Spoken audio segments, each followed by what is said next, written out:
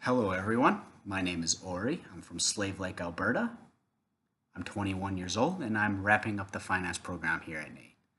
I'm also a dedicated hockey fan, specifically the Oilers, and although there's a range of issues I could bring up there, today I instead intend to talk about video review in the NHL. For those that don't know, video review is a way to go back after the play happens and look at the camera feeds to make sure the rules were properly followed, or if people think that maybe the referees missed something on the ice or there was a wrong call. The problem is that only certain things are allowed to be looked at, specifically goalie interference, time expiration, offsides, or make sure the puck wasn't put in the net on an illegal play. In theory, this is supposed to limit the amount of plays being looked at and minimize delays, but in reality, it makes the organization or the NHL look like a bunch of fools and frustrates both fans and players alike when something happens that can change the outcome of a game that shouldn't have been allowed, especially since they introduced this rule specifically to stop this.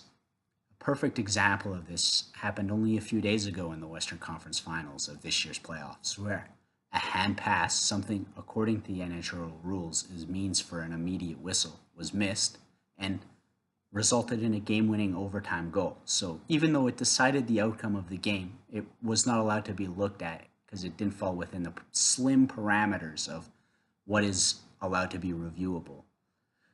This is just one example of something controversial that's been stirring up conversation, and I can think of at least two more that have happened in this year's playoffs alone. This isn't a new problem either, something that's been plaguing the hockey world for years now, ever since reviewing was introduced. Despite ongoing complaints from everyone, nothing has changed, and there doesn't appear to be change forthcoming. The longer it takes, the more people will become frustrated and sour the situation will become. I honestly believe that if something doesn't happen soon, hockey's reputation will take a major hit, if it hasn't already. Now, I don't pretend to be smart enough to offer a legitimate solution to this mess that might actually be able to correct it. And I understand that the NHL is a multi-million-dollar business, so any change will take time. But I think most people with proper understanding of the situation agree there needs to be change, and soon.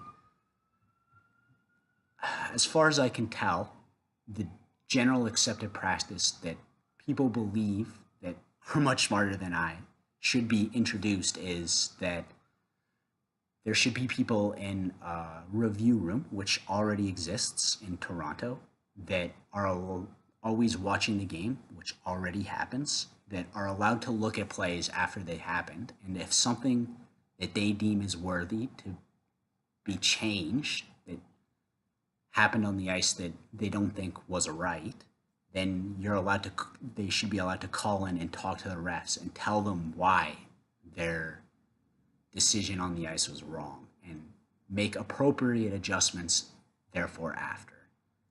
With that, I think that it would irreparably change the game for the better and make everybody more happy.